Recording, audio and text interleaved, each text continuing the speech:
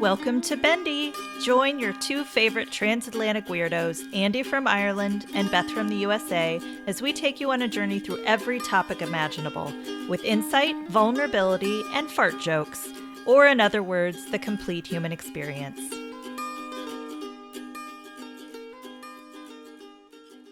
Hello and welcome to Bendy, a podcast about being flexible in all of the ways that means. Thanks for joining us. My name is Andy Young, and I'm one of your intrepid, seasoned hosts. Joining me as always is our other intrepid and seasoned host, Beth Martin. Beth, a pleasure as always. What's the crack? What's the crack? Happy Friday. Normally we record on Tuesday, so I'm thrown off. I just woke up an hour and a half ago. Nice. So he's got that just woken up energy. I do. That's nice. I'm like cozy and I'm like crabby and like I was dreaming about the royal family and Ooh, we were all at some hunting lodge and that sounds right. It was like dramatic and whatever. So yeah, I'm on this new antidepressant that like causes me to actually have dreams, and normally they're nightmares. No. So this wasn't. It was just like now I think hopefully over the nightmares, but I just keep finding myself in these really uncomfortable positions. So the crack is, are you ready for this? Hit me. It was American Thanksgiving, United States Thanksgiving last week. Yeah. So I had a friend who's she lost her dog and she wanted to come and see us. I know, it's so sad. Such a good pup. And so she came on Monday. My mom was supposed to fly in Tuesday, and Tuesday morning she woke up and was like, I don't feel right. I had this like B12 shot. Maybe that was what. This is Southern California, so you wander into a store and they just offer you B12 shots, you know? There's like a guy standing with a tray, just B12 basically, shots on it. Yeah, try one. Not really, but kind of. So we were blaming it on the B12 shot, and she was like, maybe I should take a COVID test. And I was like, sure, I've got some. Let's just try it. So she's sitting on the couch with the kids, and they're watching cartoons, and I looked down at the test. Like, it was like lightning hit it. It wasn't like a gradual, like, oh, maybe. It was just like, she is fucking positive. Yeah, you have COVID. And I was like, hey, Mike. As he's like in the living room. And I was like, come here a minute. It's just like, you can't help but laugh. And he just looked at me and he like nodded his head and I nodded my head yes. And he was like, bye. And he walked into his office and shut the door. And so I was like, Claudia, you're positive. She's never had COVID before. So Right. she was like, she started crying. She was like, and more like she was worried about me and like, if I get it, what would happen? And so I was like, well, let's take another one just to be sure. And again, like lightning struck, and it was just like so positive, so fast. So we put her in quarantine in my daughter's room, and I think it was Friday night.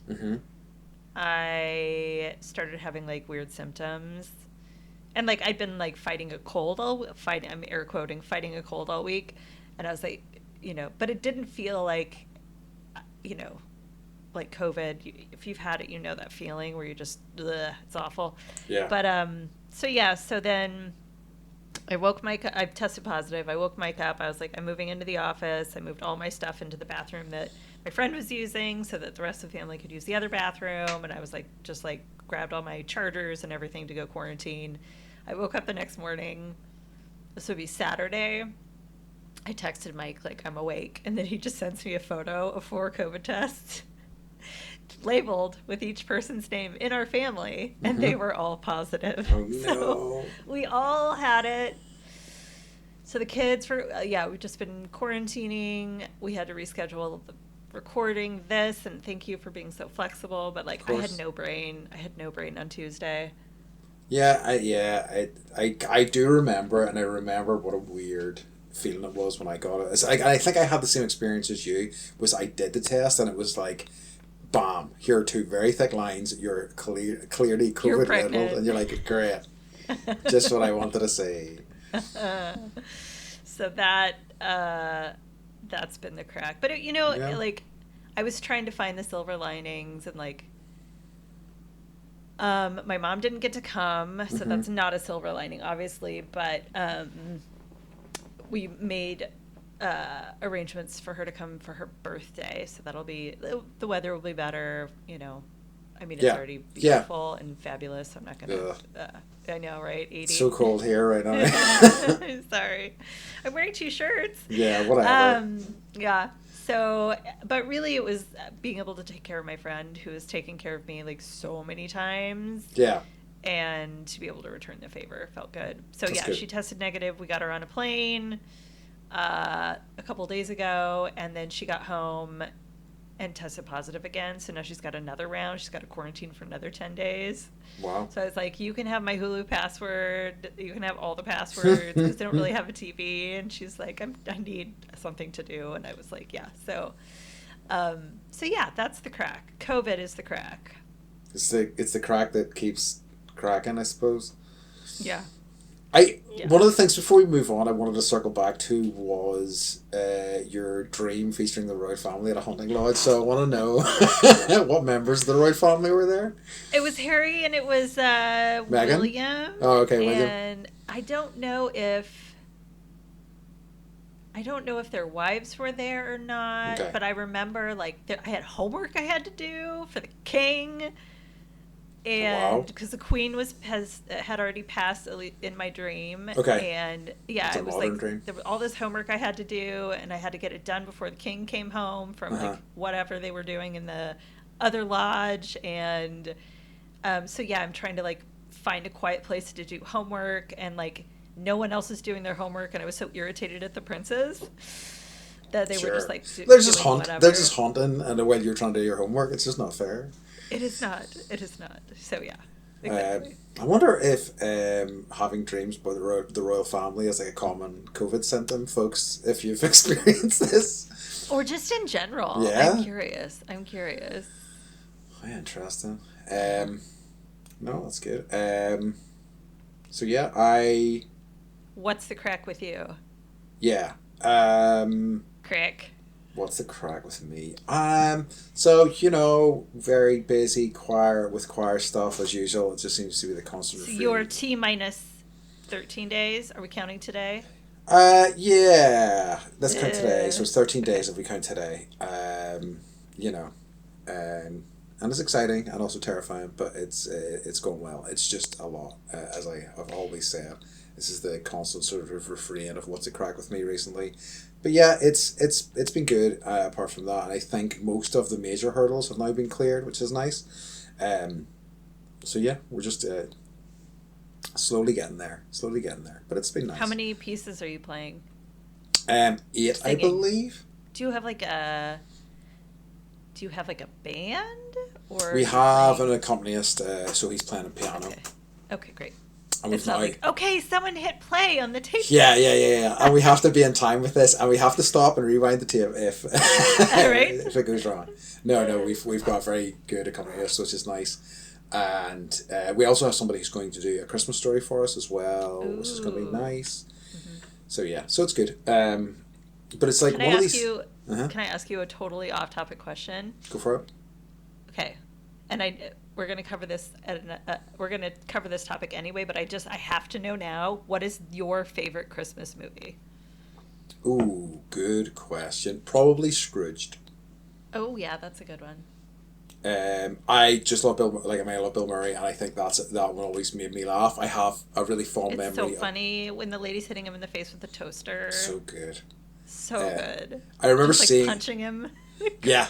Beating the shit out of him the whole time. So good. Like, it's one of my earliest sort of memories in the cinema, honestly. So I think that's why I've got such an attachment to it, And I really like the ending with the song and everything. It's just quite sweet. It's a movie that kind of never feels to get me Christmassy. Like, I guess the other one would be, and it's obviously a really kind of cliche choice, is It's a Wonderful Life, because and I only really ended up watching it properly for the first time. I mean, it's maybe about 15 years or so now. I'd always been put off by the idea, but I loved it so much, and it really kind of captures the spirit of things really nicely. Do you have a favorite? I do. I'm going to say I have two favorite holiday movies. Gremlins, Huh, nice. obviously, and Die Hard. Sure. It's a great one. I It's watched like, them last Christmas, I think. I think I ended up yeah. watching the whole trilogy. Well, I Oh, know that's there's more. good. I know there's more than the trilogy, but you know they're the best three for the most part. Yes. And it's That was all when downhill. Mike asked me out for our first like non-date. Mm-hmm. He was like, "Have you seen the new Die Hard movie? Do you want to?" And I was like, and then I Yeah. was like, "Nah, I don't know." And then he was like, "George Carlin live," and I was like, "Okay." Now we're talking. Yeah, that's definitely the better option of the two. I mean, I'm presuming it was Hmm. either Die Hard 4 or Die Hard 5, and they Die Hard both. with a Vengeance. Oh, Die Hard with a Vengeance is not a bad one. Okay, I need to rewatch it. It's You the one with bought Samuel it? Jackson, and it's Yeah, I mean it's anything with him is good. yeah, it's true. It's true. It's Okay, yeah. yes. Anyway, right? Yeah, Back we're to your rambling crack. now. Back to my crack, and apart Crack. from that, nothing. Sounds like crap, but it's crack. It is. Back to your But crap, it's the Andy. opposite. It's the opposite. That's how you know the difference. I guess the other thing is, as I have booked to go to Scotland for a week between Christmas and well, not between, but in that sort of area, New Year's, which I'm very much looking forward to. It'll just be nice to get out of it because I haven't really been able to do much recently, just because of it's everything else has been so hectic. So I'm very much looking forward to that. Where do you go in Scotland? So I'm going to be spending some time. I'm going to be flying to Edinburgh, but I've got some friends who are in. They're close-ish to Glasgow. I've got my other friends about an hour south of Edinburgh, and another friend who is in North Berwick, I think. I can't remember the names of half these places, which is close to Edinburgh as well. So I'm going to pop around and see a few different people. Good. Yeah, much needed, and hopefully do lots of hiking and things like that. But the plan is we're going to go to some places I've never been before, which is always kind of fun. So yeah, looking forward to Does Sasha go with you, or are you flying? that. I'm flying. Okay. I would like to take her, but she's getting old now as well. You know, that was I know. I don't even want to think about that. We're not going to talk about it. No. My friend, somebody had noted me to say that there needs to be more Sasha mentions in the podcast, so I need to get those numbers up. Rookie numbers so far. I'm not disagreeing. You know? I know. So The kids we'll work on it. I was working on some social media posts for TikTok. Mm-hmm. Yes, we're on TikTok, people. Please Whoop, whoop. check it out. But a lot of them are Sasha videos. So. Man, that's the big guns, as we call it I know. in the That's right. industry. I'm bringing out the big guns. The big guns. Just right. So, Beth, I guess the other question I need to ask you is what's occurring this What's week? occurring? So, we have 5-star reviews on Spotify. Ooh. I know. And also 5-star reviews. It's funny, like this is way into the weeds, but you get like it's called an RSS feed. Yep. And that's like your audio feed for your podcast, and then you distribute it to the platforms that you think you're distributing it to, but then no, you're like it goes beyond that. So we're getting 5-star reviews on all of these like other platforms that I don't even know existed. Nice. So we have listeners. I'm not tracking those, and I guess I should be, but I like looked and like we're getting people they're liking what they're listening to. So thank you guys for the feedback and the reviews and all of that. And if we were a restaurant, we would be Michelin chefs. Makes sense. True. It totally makes sense. I mean, here we are serving you tiny topics. They're delectable. With sea foam on top. Yeah. You can actually donate to our podcast on Spotify now. We have enough listeners that like little like it's like playing a video game. You get bonus things. So this little bonus chest opened, and now you can, if you want to, honestly help us just grow this thing into something bigger. It does cost money, and I'm not complaining because we're doing this for the fun of it. Yeah. But if this could pay for our Zoom, that would be amazing. Mm-hmm. So I will, it's on Spotify. I will figure out a way to add that to our website as well. And then I'm going to say this wrong.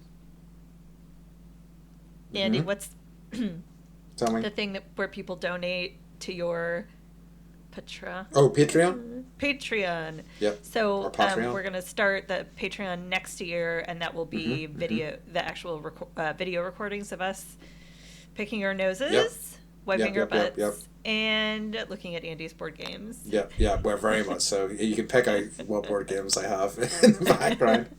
I'll be like, what the F are you playing? So that's happening. One of our listeners in Australia said that they call sweets and candies, just to piggyback on last week's episode, which was candy versus sweets versus candy. They said that in Australia you call them lollies. Yes. Not you, but the general you. We call them lollies here, too. Well, no, like all sweets and candy. Oh, really? I know. How interesting. And so no they were idea. like, "What do you call? Like, what do you call? Do you have lollies in your?" And that's why I sent you the message. And I was like, "Do you have lollies?" And for you, it's ice pops. Yeah. For us, it's lollipops. Yeah. But barely. If I said lolly, like, do you have a lolly or do you want a lolly? Like, literally, no one would know what I'm talking about. No. So I think that maybe was a thing here, like a generation or two ago, but has faded. Wow. So I know. Are they called? Do you call them like ice pops and stuff now, or no? We call them we call them popsicles. Popsicles. Yes. Okay. It's so interesting how these things just fade away, or just kind of just get filtered out. And then it's like you'll hear parents say them, and they'll be like, "Well, what are you saying? Nobody says that anymore." No. So I thought that was interesting. So some cross-cultural information for everyone. It is. So yeah, that's what's occurring. That's awesome. We got as well, and I sent it through to Beth. A friend shared me there. At the end of the year, on Spotify, you can get like your top 5 lists in a variety of categories, and one of them is podcasts. Maybe they're lifts. Maybe they are lifts. They feel good, right? Yeah, they do. They lift your spirits. That's the idea. And one of those people had Bendy in their top 5 podcasts for the year, which is very exciting. Very nice to see. So yeah, you join the team. The other thing I was going to add, just before we move on to our topic, is that if we do start a Patreon or whatever, don't at me. I don't care. You understand what I'm saying. The 2 things that the money's going to go for is, number 1, Zoom, and our expenses. Number 2, cute outfits for our dogs. So, yes, it's pretty critical that you send us money in that case. Do you know what I mean? Do you think these dogs can survive without cute outfits? I mean, the jury's Star out. it's true. All she has is a taco costume. That's it. I don't know if every year, I have seen that every one. year she's taco dog, and it's very sad. Like Sasha's got like 3. I think I have seen a photo of Star's taco costume. I think I sent it to you. Yeah. I think you did. But like for Halloween. Yeah. Or sometimes we just get sad, or like need to pick me up, and then we just like Velcro a little taco costume. Let's dress the dog up as a taco. It probably works every time, I'm guessing. It's like too. she gets so many treats, so she's just she doesn't notice that it's on. Wow, it's unbelievable.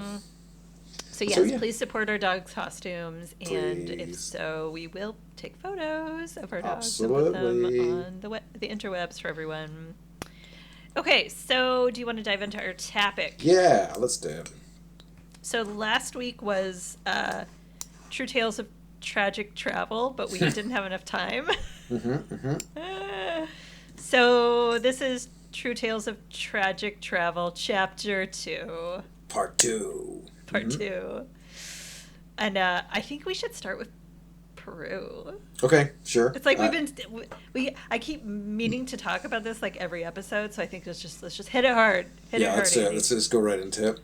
Okay, so just to background it a wee bit, for people, this was the start of the year 2020. What's interesting about that year is that, because I just got out of a relationship the previous year, and at the start of that year, I had said, I had made a plan of, I'm going to do a trip every month this year. Oh, how naive.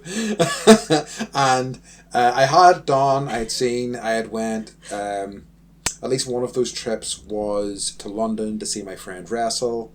I'd seen her wrestle a little bit before, but this was like a big sort of event she was doing, which was amazing. I had done something else pretty interesting in those other months as well, at least like weekends away, more locally and things like that. But I had been doing things, and then I had booked to go to Peru with one of my good friends.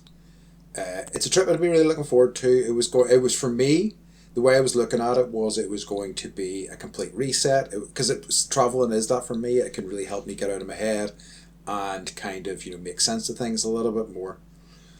So I was very much looking forward to it. I had an idea of what I kind of needed to get out of it, which is, again, you make plans and it always, what is it?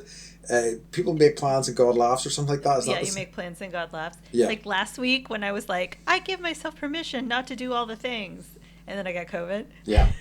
And it's always the way, always, especially if you go in with expectations. So yes, anyway, so I got on the flight, and it was actually, and I don't know if I told you this or whether you know this, I think I flew on Friday the 13th. That's the day I got COVID. Is it really? No yes. way. Parallel lives. It is.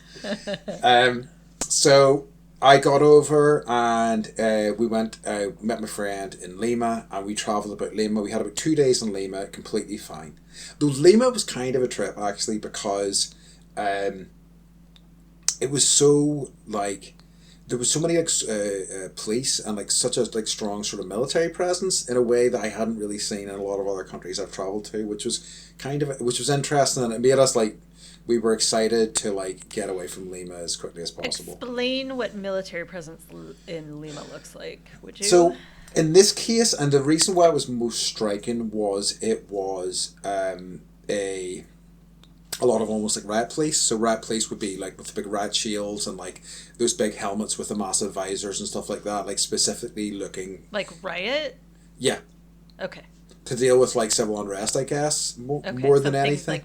Banksy would throw up on a wall. Exactly. Okay. Like those. Yeah, you see the guys dressed like that in some of his artwork, actually. Yeah. So it was just a lot of that, and it was so heavy in a way that was just made me a little uncomfortable. It's one of those things I almost completely forgot about because of everything else that happened after this. But I remember looking back at photos and going, "Oh yeah, that was kind of nuts." Okay. So we went to, we arrived on the Friday. I met my friend. We hung out on the Friday and the Saturday. We travelled to Cusco on the Sunday. We arrived in Cusco about midday. We went and we were aware that COVID was really starting to pick up pace, and people were starting to worry about it, and people were starting to stress, and we were we're going to try and get one holiday in under the wire before everything kicks in, because we both needed it, and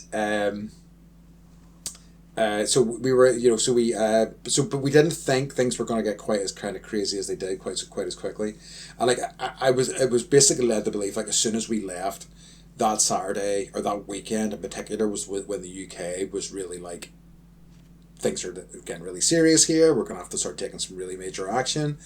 So anyway, I was in Cusco on the Sunday. We had a nice day. There was this kind of nice square in the centre of Cusco, and we had coffee there overlooking the square. It was lovely. It was filled with people. Went to sleep that night in our Airbnb. I sleep terribly, especially after travel. And I woke up in the middle of the night, checked my messages, and there was a message saying that our trip to Machu Picchu on the Monday had been cancelled because of the COVID outbreak. And I was okay. I'm okay, cool. We'll just go to another travel agent and we'll find another place that'll take us to Machu Picchu, no problems. So we woke up the next day. I was trying to search for info. I'd heard that the government had done a bit of a lockdown. I saw a snippet of information, but because most of it was in, forgive me, either Spanish or Portuguese, I'm not too sure what their language is there, I couldn't find any information in English, and some of the translation sites weren't great. So I couldn't figure out exactly what was going on. So we went and we went and have coffee, and we were able to get into coffee shops and things like that, but so much was closed, and there was police going around telling places to close. Whoa. So we found, and even that day was an outlier because there was still some stuff open. There was some restaurants open and things like that. But then, as that day went on, it kind of dawned on us just how bad it was. Like, we were like, oh no, everything's closed down completely. We started looking to see if we could get transport out, either a bus or a plane. They were completely locked down. Like, they were like all sort of internal transport and external transport was completely closed down. And we just started panicking because we were like, oh no, we've got this Airbnb for like 2 or 3 days and we have no idea what's going to happen, how we're going to get out of this country. So it was, I was, I was already going there in a kind of fairly stressed out state of mind. So it was just the worst possible thing that could happen in that way. And we ended up then finding an Airbnb. Not an Airbnb, sorry, a hostel. We were in an Airbnb. We found a hostel that we could stay in, and we knew that they had a kitchen. And also because, not thinking entirely straight, they also had a bar. It was an Irish hostel. This was a huge mistake in terms of the decision that I made. Like, my friend who was there, she had found a yoga hostel, and I was like, oh, why didn't I go to that? Why didn't I go to the yoga hostel? Anyway, so we went to this Irish hostel, and it was a bit dingy, but it was fine. And as I say, the bar was nice. The people were nice. The staff were lovely. And they served food and things like that. So it was great. It was, it was really good in that regard. But we were stuck there, and it was so hard to get information. So we were hearing all these stories of the scariest story of them all, and this is going to kind of relate to how this all sort of ends.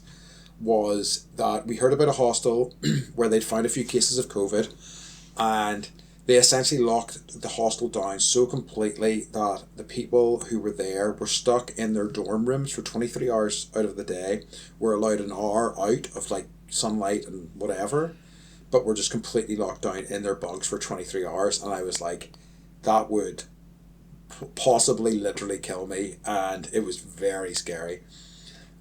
So we were able to like go about in the town and stuff like that, and there was pharmacies were open, supermarkets were open, so we were able to buy stuff, do a bit of cooking.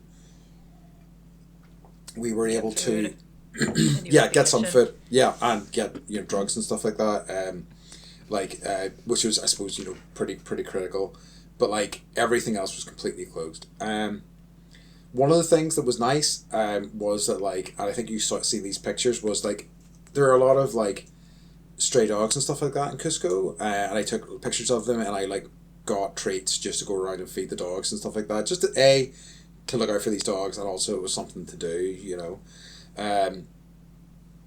but it was, some days you would go out and the police would like literally stop you, ask what you were doing. If it wasn't critical in their eyes, they would send you back. Some days it was a lot more open, you could go for larger walks and things like that, but it was always like such an eerie, you're in a town that's completely foreign to you, and the streets are dead. So that square that we'd seen in the first day was completely barren, and like there's a photo, there's an article about me on the BBC website, because the BBC contacted me. I had a friend who's a journalist, and the BBC contacted me and wrote up my story, and I took a photo of that square, and like it is so unusual that there's no people in that square. It was just nuts, really nuts. So we had about a week and a half of that. The hostel was just grim. It was just dirty and nasty, and I think I've told Beth this story before. Like, every time I stay in a hostel, or I have done in the past 10 years or so, I'm like, this is it. I'm never staying in a hostel ever again. What was I thinking? I think this one really has been the topper, in that one of the very kind of last nights I was there. I was in my bunk, and in the room, like off to my right, people were having sex, and and on the other side of the wall, in the bed to the left of me, people were having sex. So I was hearing like stereo banging, and it was like, this is awful. Like This is, I'm single. yeah, exactly. I'm stuck in I'm, a hostel. I'm depressed. I'm hearing multiple people having sex. I'm trying to sleep.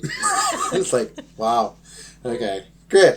And so, like, in terms of this holiday that was meant to lift my spirits, it couldn't have been any worse. So, it eventually got to the end. We were close to the end. This is about 2 days before I ended up leaving. We were And told. you were Sorry. there for, at this point, you'd been there for how long? I'd say about 12 days at that point. Yeah. Yeah. So, we were told, basically, they had a meeting in the hostel, and they said, we're shutting the hostel down, and you're going to have to leave, because, like, the police were going to come and we're going to check it out, and if they found anybody who tested positive for COVID, it was going to be, they were going to lock the hostel down, and that was going to be a nightmare for everyone. So we were like, let's get out of here. Like, you had drones flying overhead, and we were led to believe they were police drones checking to see what was going on in these places, and we had people, it being an Irish hostel, mooning the drones. Do you know what I mean? Taking their, and it was like, great, thanks guys, way to like not draw attention to our insane situation. So we were told to clear out. Hard to get an Airbnb under the circumstances. We did manage to get something. Some of the other folk we were with managed to get a house to themselves, and me and my friend managed to get 2 beds in this sort of room. And she's Japanese, and basically, so like, credit where credit's due to the UK government. They were like, we're putting on repatriation flights. Here's the deal. If you're out here, you're a UK citizen, we're going to get you back. We're not going to give you the details of it just yet, but we're working on making this happen. Whereas the Japanese response was basically, oh, you got out there? Oh, well, tough. That was a bit stupid. What did you do that for? You'll have to figure your own way out. Like, even on, she was telling me on like Japanese Twitter and things like that, people were just like, you idiot, why should we pay for your stupid mistake, sort of thing. And they weren't prepared to help Japanese the populace at all. There was some people who were there, I know, nuts.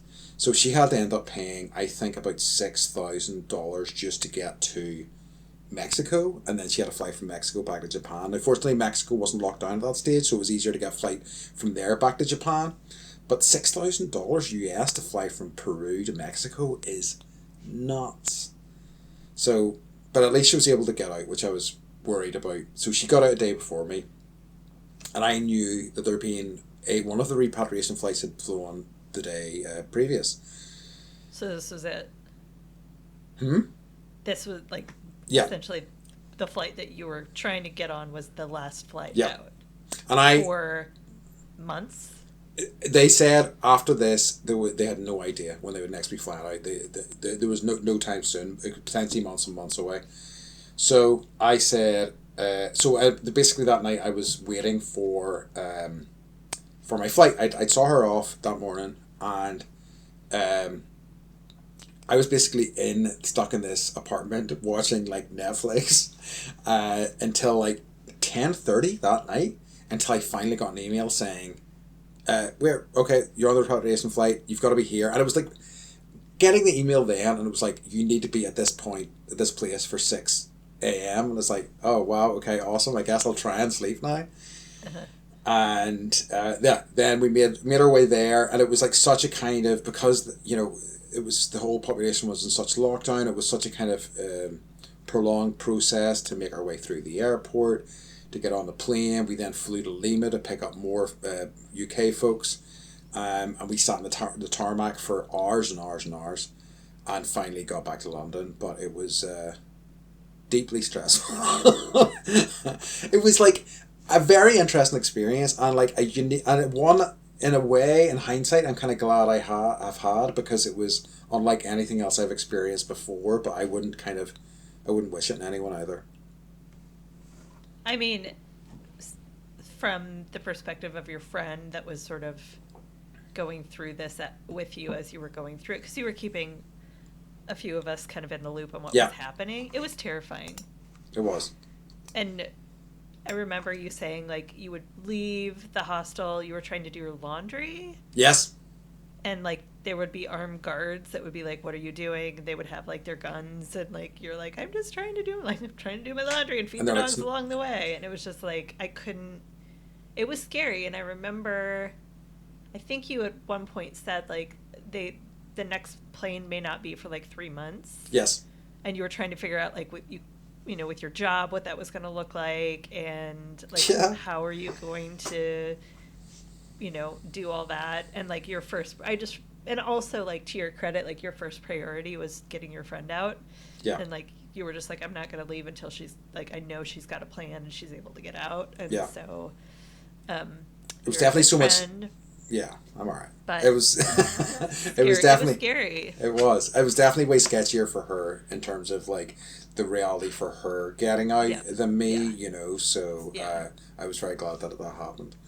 And it's just like, you know, just because she's your friend, like she couldn't have gotten on that plane with you because she's not a UK citizen, right? Exactly. So it's like things at that point were so, like they were really trying to make it very, very black and white, and there wasn't really, you know, a margin for, you know, keeping friends and family together, which is that's a whole thing. It is. It really is.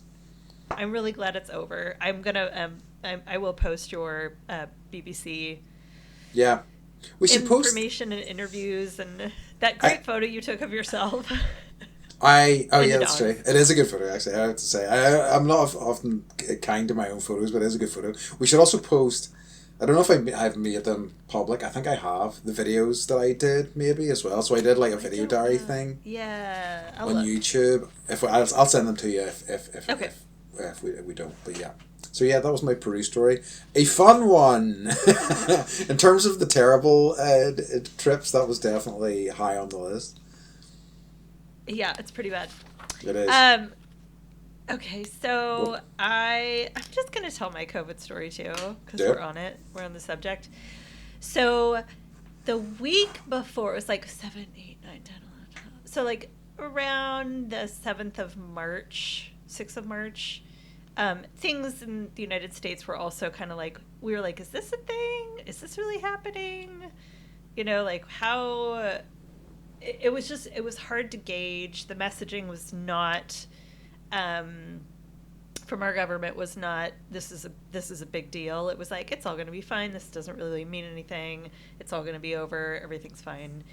And so had I known that, I probably wouldn't have gone to Las Vegas that weekend of March 6th, 7th. But we ended up going, and Mike had this whole thing planned.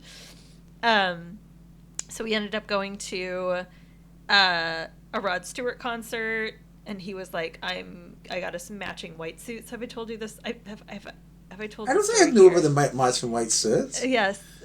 So we looked so fly that we had like nosebleed seats. The staff came up to us and they were like, you look so good. We're moving you down to the like 3rd row. Nice. And we're like, holy moly. And fun fact about Rod Stewart, he loves trains so much. Mm-hmm. Have I told you this? I think I've heard this independently, actually. Okay. Yeah. So I remember, so what he does, and I think this is why he's so successful and didn't just like become a drug addict, but he actually will travel with giant sections of his model railroad that he's been working on like for I don't even know how many years, 30 years, 40 years, something. And he's what he's making is a replication of the Industrial Revolution in the United States. Very specific, right? Mm-hmm. And I remember reading like he's like, yeah, I'm a rock star, but the thing that I'm most proud of is that I've been on the cover of Model Railroad magazine like 3 times. That's awesome. And so like the show is going on, we're in the 3rd row, I'm crying Maggie May, he like waves at me, I cry more, it's amazing. And in the back, like they always have like the screen that's playing, and like it's his fucking railroad, and like all the trains and everything. It's all coming together. Yeah, it's like it's that good, it's that amazing. And like he travels, with the big sections. He gets a hotel room specifically for the train sets, and then when he's done, with whatever, everyone else is partying or whatever, and he goes and he, keeps working on his train set. So I just love that about him. That's great. And his music is amazing. Yeah. But just like someone who is so into like... It's very wholesome. Yeah. Yeah. It's very wholesome. Mm. So it was a great show. Then we ended up at Benihana. Do you guys have Benihana? We don't, but I know what it is, and we do have restaurants like that. Yeah, so I think this is the next day, and it was literally the worst meal that I've ever had. Oh, really? Like one of the grills was broken on the big skillet. They have like Yeah. a giant skillet where they cook everything in front of you, and they have like an onion tower, and they light it on fire, and they serve it up, and like it. I saw none of that. So I think we were sitting there trying to get a meal for like 3 hours. So we're just like, okay, let's just keep drinking and like get through this. And the people sitting at our table were bitching and complaining and so insanely rude and like close talking to me. Right? So, so it was either Rod Stewart or Benihana where I know I got COVID. And then Friday the 13th was the day that I tested positive for COVID. And that's when they were like, school is shutting down, everything is shutting down, and all of the doctors' clinics are closing. So that was a whole... And I will tell my long COVID story at another point. Yeah. That was Las Vegas. That was ground zero. That was ground zero, yeah. I would say like Vegas is pretty responsible for a lot of COVID cases. It's the destination. It is. You know, it is, and like people from all over, come. So yeah, like you walk around in the streets and everyone is speaking a different language. Yeah, it's the coolest thing. Have I been back since? Have I been back since? I think I have. Yes, I think I have. I've only been there once, and I was underage at the time. Yeah, it was. So it was like, you kind of missed the point of Vegas, I guess, because you can't gamble and you can't drink.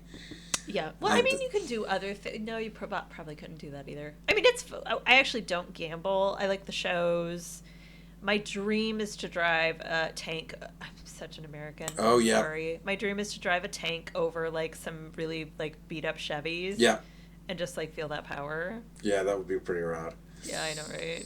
So maybe if you come, we'll split the $2,000 it cost to bust up some cars. All right, sweet.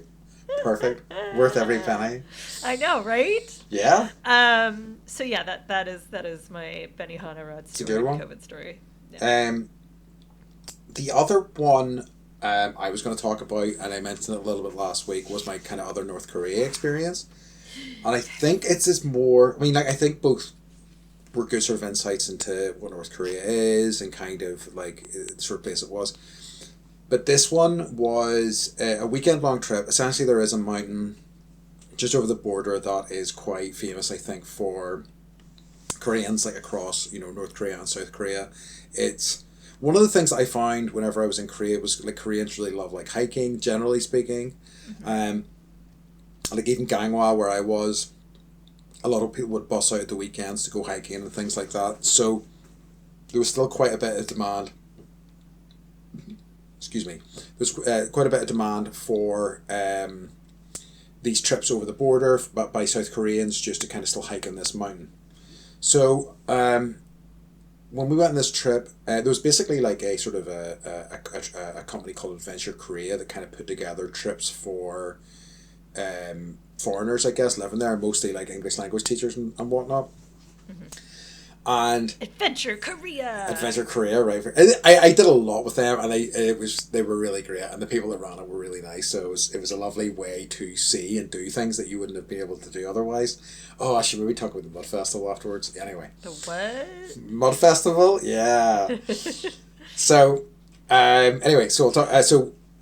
So basically, the reason why I mentioned that is that basically when we went on this trip, it was basically a convoy of buses that were going. So I think 8 to 10 buses were essentially going to this sort of place. As we were to find out, the place we were staying was essentially like a compound. It was completely walled. Like within it, there was convenience stores. There was like, I think, a bar. There was restaurants and things like that. There was a couple of hotels. But it was like this is the area that you're allowed in. You're not allowed to go beyond that. So we went there. But as we were traveling to any of the places, so basically when we first got there, there was, I'd say, a soldier about a quarter of a mile. Every quarter of a mile, there was a soldier standing at the side of the road on either side. And what they were there to do was to prevent us. We were told, if you take a photograph, they will stop the bus. They will come onto the bus. They will find who did it, and you could get arrested for this. And then that's very, very serious. Of course, people on our bus were still taking photos, the idiots, but nobody got caught, thankfully.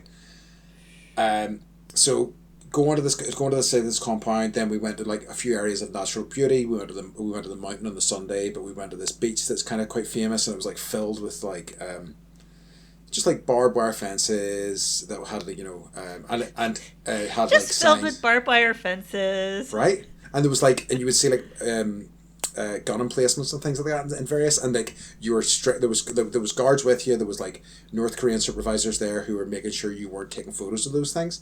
And the thing I remember, can I just ask, like, why can't you take photos? What are they afraid of?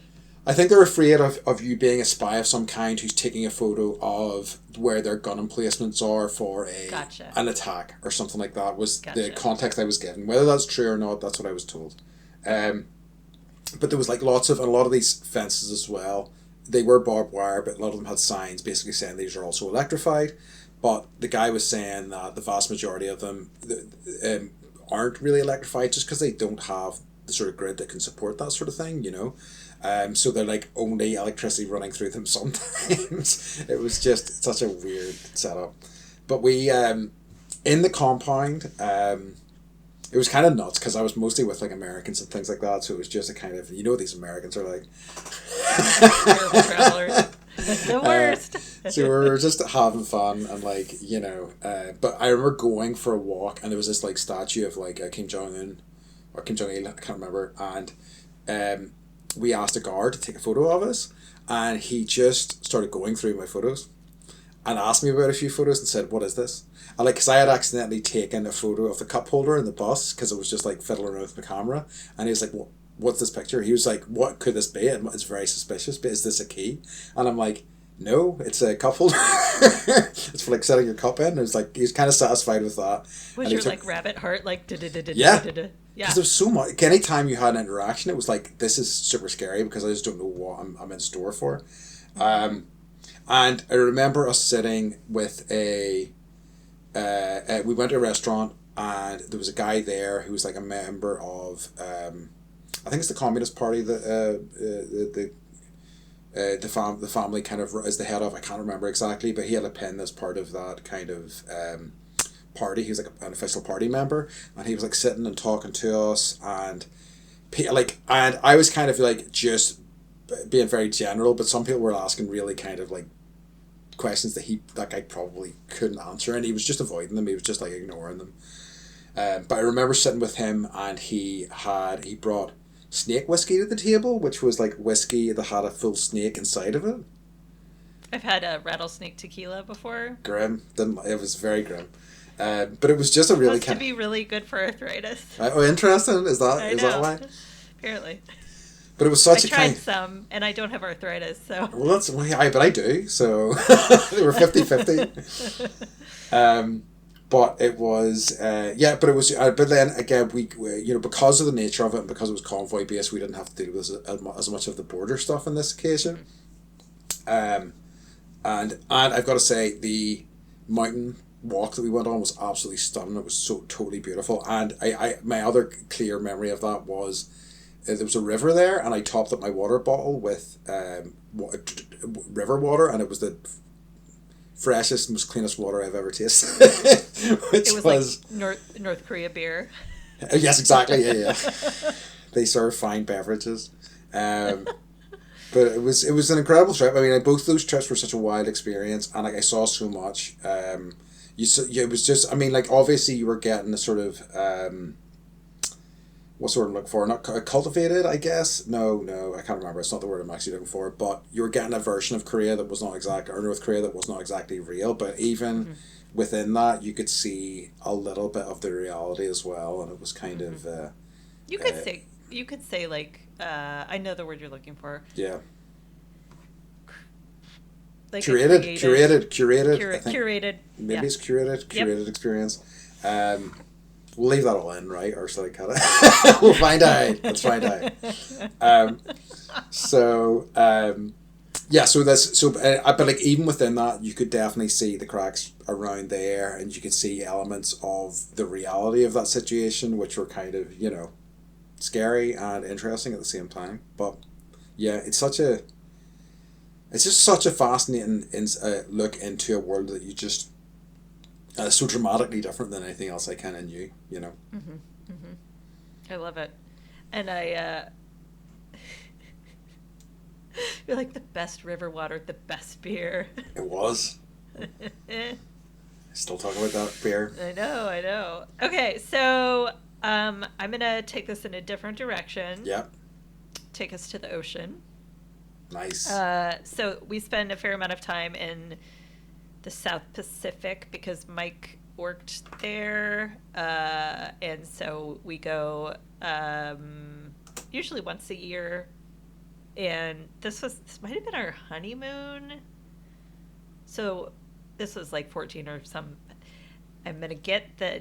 I don't really remember how long we've been married. Sorry, Mike. Sometime Yeah. in the past for a number of years. So we flew into Tahiti. From Tahiti, you can hop off to these other little islands or atolls. An atoll is like it's basically like an ancient volcano Yes. that's slowly sinking into the ground. So you have the top ring of the volcano, and that's where that's the land. And Yeah. they're everywhere. There are a lot of them out there, and a lot of them are used just for coconut farms. Oh, nice. And Okay. so you'll go to one, and if no one lives there, the farmers come in either by boat or by plane, get all the coconuts, harvest them, plant more, get out of there, kind of thing. And so I've kind of got two stories with this. So we went to this atoll called Fakarava, which is the best name of any atoll ever, obviously. And there's a north pass and a south pass, and there are these little crags where the fish can get in and out. Mm-hmm. So depending on the tide, you'll get sharks. But I'm not talking like 5 sharks. I'm talking like 200.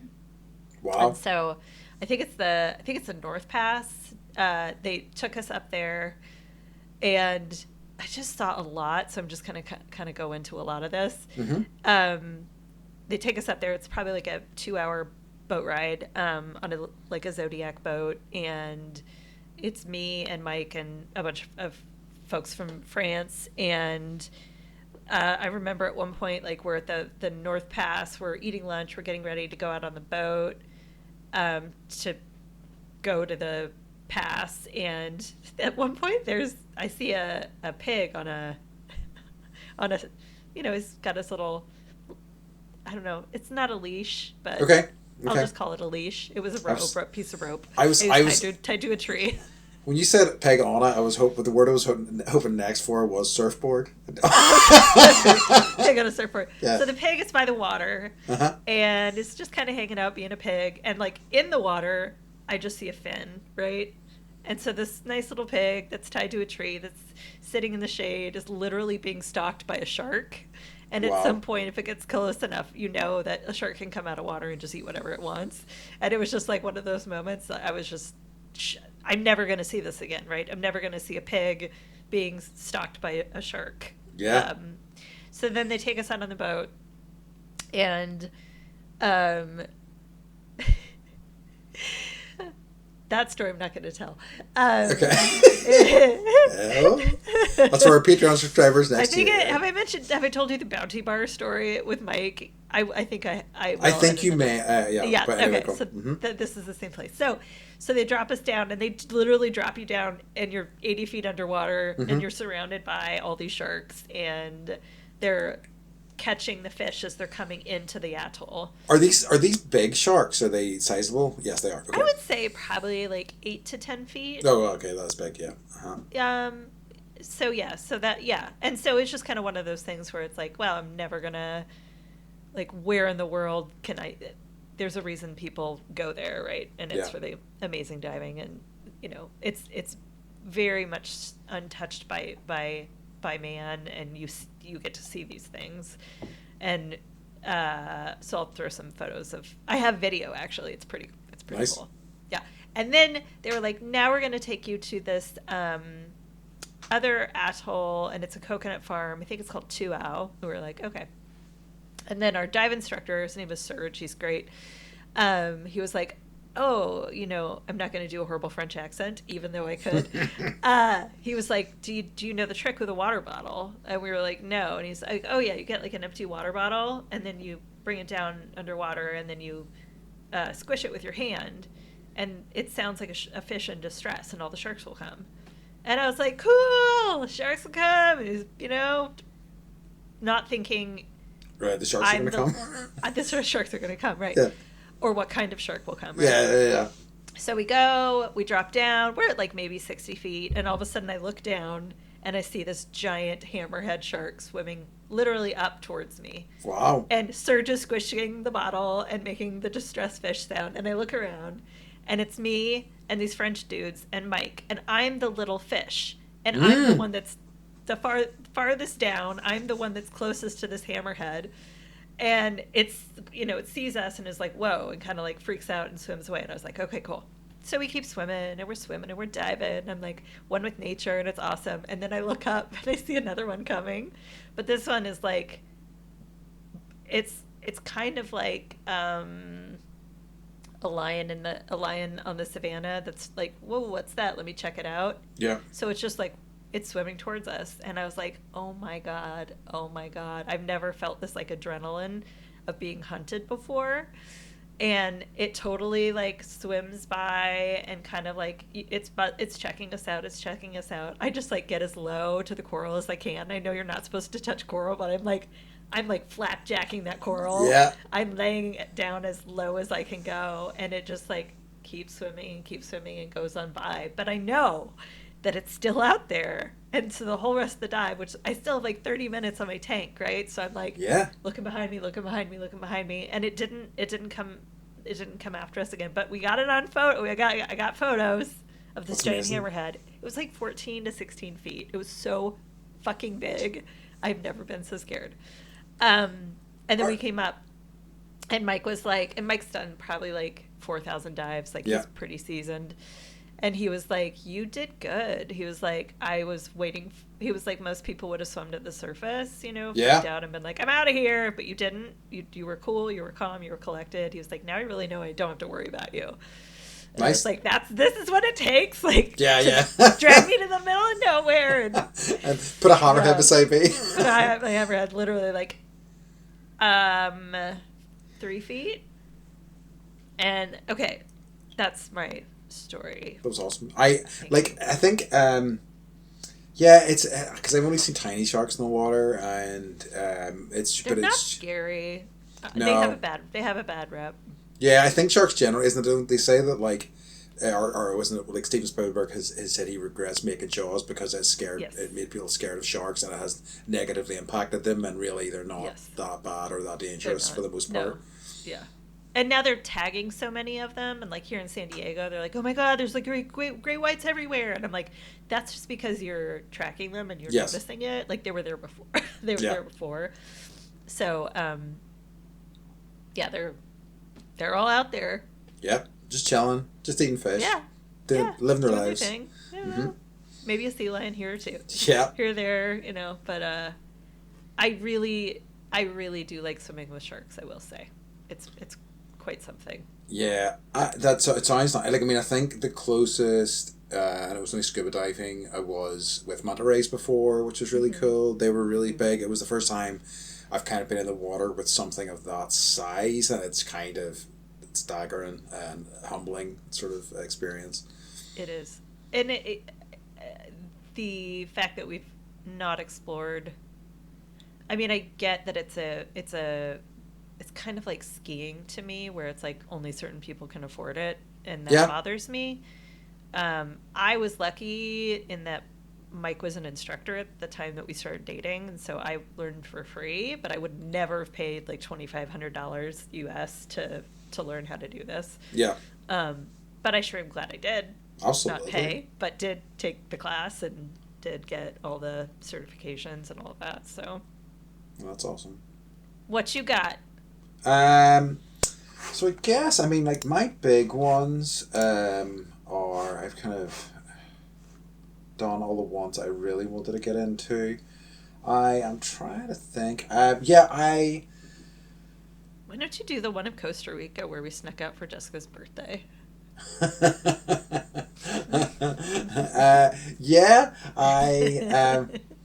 God, yeah, we could talk about Costa Rica. Yeah, no, the one, well, I was going to talk a little bit about, and I think I mentioned it a little bit last week, just the one I was wanting to do was Tunisia, because it was my first sort of experience with... What?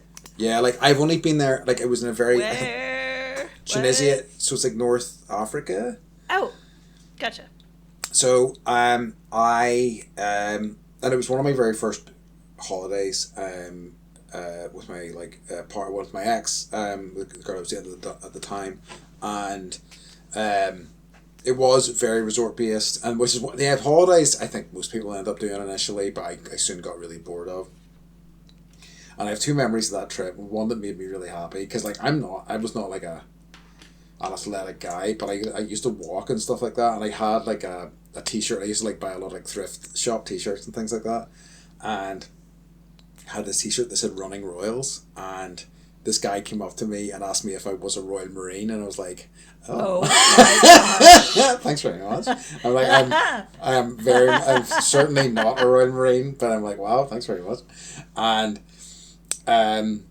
the other it's not mad, like it's insane that anybody would think that of me.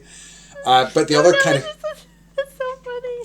clear memory I have of that is going to Tunis on a day trip and how chaotic that city was, like it's their capital city, and going down to some of the markets and how overwhelming and intense that experience was. It was my first sort of true sort of experience in a foreign culture. And I mean, even that was, you were protected, there was guides and stuff around keeping an eye on you, but it was still very intense in a way that I hadn't kind of experienced in my life. And it was just like, I think because of that, and because I was like hyper aware and looking around what was happening, I have such a kind of, it still sticks in my head so clearly, getting off that bus, seeing that big street, seeing it like filled with people, it was very, and that's unfortunately the only experience I've had with Africa, and it's something I need to remedy, but it's glued in there. Yeah, it's great. I would go back. Mike's like, I don't know, but I would love to take the kids and and there's no place like it. Mm-hmm. There's just no place like it. I did find the pictures of the like no wheelchairs in the crocodile. Oh yes, pit. yes. So I'll post those. Please I've do. got all those ready to go. Okay, awesome. Do you have another one? I'm just. I do actually. I've got more than. I'm looking at the time thing. If you got one more, I've got a short one. Okay, yeah. So we were in. We go to Moorea for. This is a little island in the South Pacific. It's called Moorea, meaning yellow lizard. Mm-hmm. We go there every Christmas, just to get out of the United States and all of the Christmas stuff, which we'll talk about at some point. So, Mike worked there. We have friends there. We were borrowing. Well, I'm not going to go there. Anyways, we were on a boat. I'm not going to say whose it was, or what university. Haha. Teacher. Oh, yeah. And we're like, oh, let's go feed the stingrays and sharks today. Like that's one of the things we do. They're there. All the tourists go out there, but Mike knows about it because he lived there for so long. And I always bring a little bucket full of some like nice high grade tuna to feed them. And nice. I know you're not supposed to do that, but whatever. So the joy I get from dumping the chum bucket on Mike is like, I love it so much. So we're out there, we're feeding, and all of a sudden I'm like, oh, the weather's turning, and we're not that far from land, right? Yeah. Like if we had to swim, we could have, but we also had at the time an 8-year-old and a 6-year-old, Mm-hmm. 5-year-old. Yeah, 8 and 6. So the weather's turning. We're on the boat, and we've got life jackets. We've got, all the safety equipment because Mike is the Boy Scout of the ocean. He's just a Boy Scout of the Boy Scouts generally, and the boat is metal. Mm-hmm. And all of a sudden, I hear thunder and I see lightning hit. And we both look at each other, and he's like, it's time to get out of the boat. Everybody get on a life jacket and swim away 30 feet from the boat, and we're just going to ride this out. And so we strap the kids in. We put them in the water. We're surrounded by sharks and stingrays. And literally, like, monsoon hits, lightning, Jeez. thunder. The kids we circle up. We all grab each other. We're in, like, huddled, right? Because you don't want to be the little fish, right? Yeah. So it's kind of like Quint's story in Jaws, right? Mm-hmm. Mm-hmm. So we all grab each other, hold each other, and it's about 35-40 minutes for this storm to pass, and for us to feel safe enough to get back in the metal boat to take the boat back to land. But, like, that was something else. That's I gotta be intense. honest. Yeah, it would be one thing if the kids weren't there, but they were. Yeah. And so just, like, hyper vigilant, like, I'm checking the water for sharks, making sure nobody's getting up in our grill, and we Like, survived. How was the water? Like, was the water, like, is it really sketchy, or are you close enough to shore that it's not that big a concern? Like, with the storm coming in? I mean, Maria is surrounded by a reef. I see. So it's never going to like, get... Yeah. It's never going to... The wave... Like, there isn't really wave action. You get a little bit of tidal change, but it's so good for kids in that regard. Good. And good for, coral reefs in that regard. Yeah, so it's like it's a heavily studied island just because it's so... there aren't many that have that reef break all the way around it. Yeah. That's awesome. Like the movie Moana, I think that's, they based it off of that island. Nice. So, yeah. So that's my story of the time that we almost got shocked. That's in a boat. Yeah. In the middle of the South Pacific. Intense. Yeah. But how lovely, nonetheless. That's great. Yeah. Okay. So I think we're going to start wrapping things up here. You got to do your joy, dude. I was going to ask you first. I was leading into it. I was going to set you up for it first. I have one for this week. I've been thinking about it. Okay. So I'm going to ask Beth first. Beth, what's bringing you joy? What's bringing me joy? It's been a week, I'll tell you. Mm-hmm. So I ordered a couple things just to keep the kids occupied during quarantine. So I got, you can get these little pottery wheels for kids. So I got one for my daughter, and then I got a magic set for my son. Nice. And just watching them, watching her, throw her first pot, watching him be so excited because he made a penny disappear in this, contraption, and, learned how to,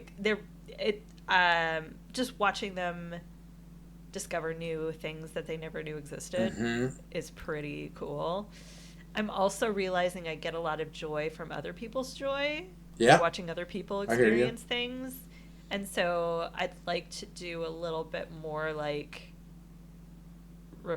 I would like to turn that my way a little bit more, if that makes sense. I hear you. I want to redirect that joy about things that I'm experiencing. Yeah. So That's a good goal to have, I think, yeah.